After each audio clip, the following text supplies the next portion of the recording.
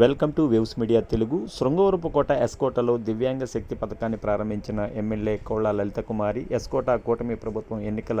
మేనిఫెస్టోలో ఇచ్చిన హామీల అమలుతో పాటు ప్రజల అవసరాలను గుర్తించి సరికొత్త పథకాలను శ్రీకారం చుడుతుందని నియోజకవర్గ ఎమ్మెల్యే కోళ్ల లలిత కుమారి పేర్కొన్నారు. బుధవారం ఎస్కోట ఆర్టీసీ కాంప్లెక్స్ వేదికగా దివ్యాంగులకు ఆర్టీసీ బస్సులో ఉచిత ప్రయాణ సౌకర్యాన్ని కల్పించే దివ్యాంగ శక్తి పథకాన్ని ఆమె ఘనంగా ప్రారంభించారు. ఈ సందర్భంగా ఎమ్మెల్యే మాట్లాడుతూ ఇప్పటికే హామీ ఇచ్చిన మేరకు మహిళల కోసం స్త్రీశక్తి పథకాన్ని విజయవంతం అమలు చేస్తున్నామని, అయితే మేనిఫెస్టోలో హామీ ఇవ్వకపోయినప్పటికీ దివ్యాంగుల ఆర్థిక భారాన్ని తగ్గించాలనే మానవీయ కోణంతో ముఖ్యమంత్రి ఈ పథకాన్ని ప్రవేశపెట్టారని కొనియాడారు.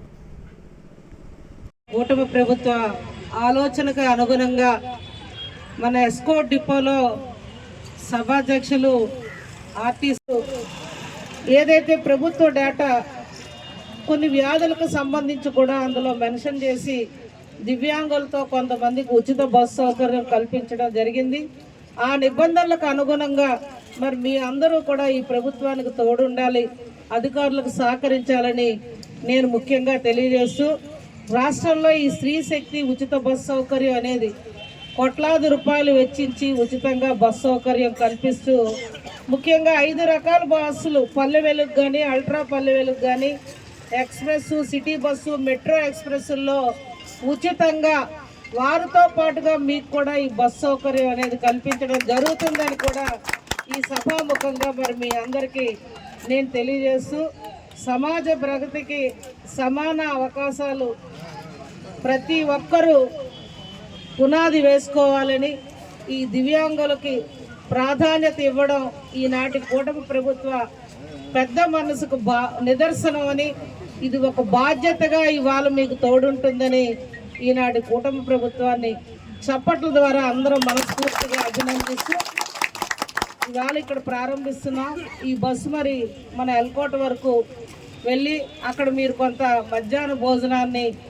ఆతిథ్యం తీసుకొని మళ్ళా జాగ్రత్తగా ఎండ దెబ్బ తగలకుండా ఇక్కడికి వచ్చి మీ గమ్యస్థానాలకి ఇవాళకి చేరాలని మరొకసారి తెలియజేస్తూ, ఇవాళ నిజంగా పెంచి 6,000 రూపాయలు పెన్షన్ కూడా పెంచి అందజేస్తున్న ఘనత ఇవాళ కూటమి ప్రభుత్వాన్ని ఒక్కసారి మనం తలుచుకోవాలి. అలాగే ఫ్రీ గ్యాస్ ఇస్తున్నాం, తల్లికి వందనం ప్రోగ్రాం చేస్తున్నాం, మెగా డిఎస్సి ద్వారా 16,800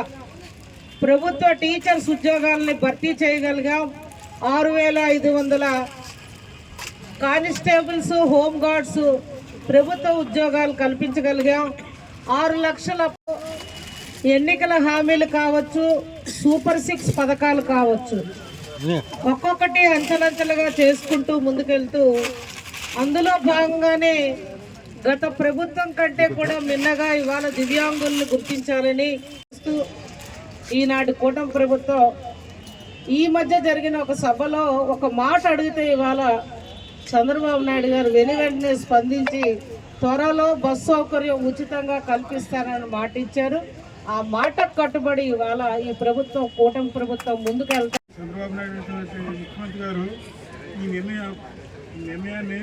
తీసుకోవడం చాలా హర్షించదగ్గ విషయం, చాలా నిర్ణయాన్ని గట్టిగా తీసుకున్నారు. అతను తీసుకునే విధంగా అమలు చేశారు తప్ప మరి ఏ పని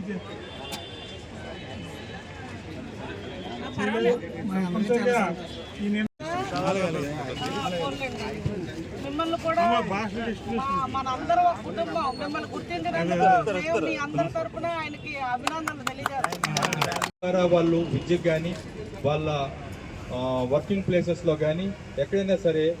రిసోర్సెస్ని ప్రాపర్గా యూటిలైజ్ చేసుకోవడానికి ఇచ్చిన, లేకపోతే కలెక్టర్ ఆఫీస్లో మేము ఉంటాము, మాకు కానీ